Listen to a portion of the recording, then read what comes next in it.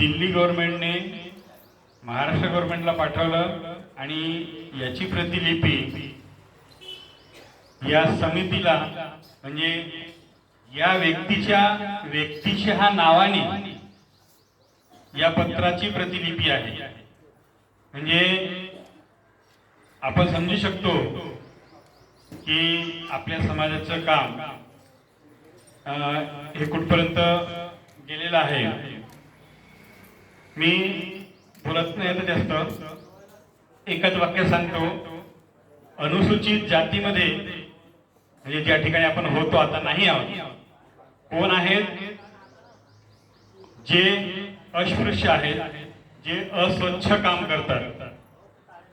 आपल्या माहितीप्रमाणे अस्वच्छ काम कोण करते? महान. का करतात? मेलेले ढोर ओळख देत होता. दुसरा कोण आहे तुमच्या ओळखीचा? मांग. का बरं मांग कोणतं काम करते? बर, सुईचा वगैरे काम करते मागे नदी. नंतर सांगा आपल्या परिचित असलेला अनुसूचित जाती किंवा एससी मध्ये असलेल्या 2-3 जाती सांगा. चांभार, बरोबर, चांबड्याच्या चपलाश घेतो चांभार. अजून गोंड नाही, गोंड ते अनुसूचित जमाती झाले. एसटी. फक्त आपण ज्या प्रवर्गात होतो प्रवर्गात बोलतो आपल्या परिसरात राहणारे. अजून तुम्हाला माहित नाही, मटण घेऊन आणता तुम्ही खाटका जवळचा, तो बकरा कापणारा खाटीक सुद्धा हा कुठं आहे? अनुसूचित जाती म्हणजे एससी मध्ये आहे. तो खाटीक आमच्या तुमच्या जवळून बकरा नेते, बरोबर आहे, आणि कापते. त्यालाही कोण कापून देते? मुसलमान कापून देते, पण हलाल करते, बरोबर आहे. मग तो साफसूफ करते. आता त्याला ते हातखंडा येऊन गेला, तो अस्वच्छ. मग तुम्ही डुकर पाळता, डुकराचे लेंड उचलता, डुकर कापता, डुकर खाता.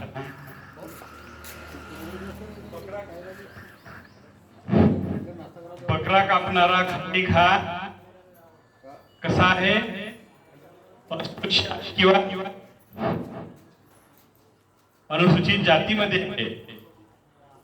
मग तुम्ही डुकर पाळणारे, डुकराचं मांस खाणारे, डुकर विकणारे, डुकराचे लेंड उचलणारे, हा चांगला काम आहे?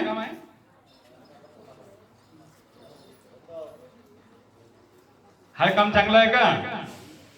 आता लोकांच्या मजुऱ्या जा, पाणी भरणं हा भाग वेगळा. तुम्ही सांगितलं आपल्या तोंडाने की पाणी भरत होता, वरात गेली का उरला सुरला बघते, उरला सुरला त्या दवडीमध्ये. आता जसे कटोरे आहेत तसे कटोरे नव्हते कधी. एक पात्र माटला मोहाच्या पानाची, परसाच्या पानाची, त्याच्यात भात टाकला, त्याच्यावर भाजी टाकला, घेऊन जा आपल्या पोरा भरायला देજો. का तर सगळे गेले, ये बस मी वाढतो तुला, असं होत होता का? नाही. तर मित्र हो, सांगायचा मुद्दा असा आहे की अनुसूचित जाती मध्ये हे अशा जाती आहेत त्या आता तुम्ही सांगितल्या. चांभार आहे, खाटीक आहे, आहे, मांग आहे, अशा भरपूर जाती आहेत, 300 जाती आहेत. परंतु आपल्या नजरेसमोर फक्त एकच येते, महान. मग मी म्हणतो, मग आपण डुकरं पाळणारे डुकरं मग आपण का नाही होऊ शकत?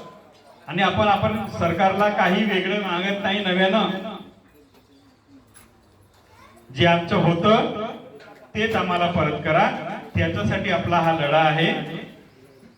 शिवाजी महाराजांची पुस्तक मी घेऊन बसलो तर ती पुस्तक वाचल्यानंतर शिवाजी महाराज फक्त मला वाचता ते मला समजेल.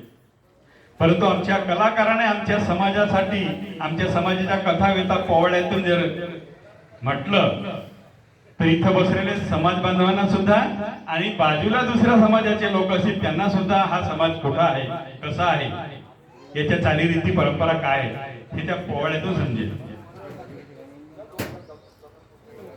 बरोबर आहे. आपला समाज हा आजकालपासून अस्तित्वात नाहीये. रामायणामध्ये आहे, महाभारतात आहे का? श्री प्रभू रामचंद्रांना नदी पार करून देणारा केवट. पण आम्ही आपलीच पाठ आपल्या हातात तो पडतो.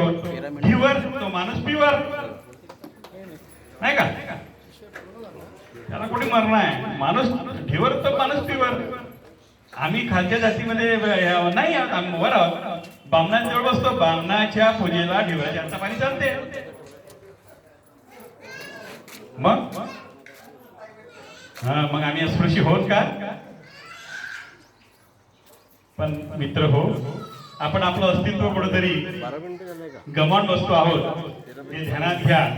आणि या अनुषंगाने मी माझ्या समाजातील कला वृंदांना अशी नम्र विनंती करेन, आजपासून लेखणी हातात पकडा आणि स्वतःवरच लेखन करा. कारण की हे लेखन तुमचं उद्या दिल्लीमध्ये आपल्याला सांगावं लागेल त्यांना. असं भाषण करून त्यांना समजणार नाही. तुम्ही जेव्हा तुमच्या पोवाड्यातून सांगाल, शिवाजी महाराज जेव्हा पोवाड्यातून जेवढा समजेल, मला माहित आहे बरोबर, तसं पुस्तकातून नाही समजणार. तसं आपला समाज हा तुमच्या लेखणीतून, तुमच्या गायनातून, तुमच्या कलेतून जेवढा प्रदर्शित होईल, माहीत होईल, तेव्हा असं भाषण करून पुस्तकातून समाज पुढे येणार नाही. एवढी आजच्या प्रसंगी विनंती करतो आणि धन्यवाद.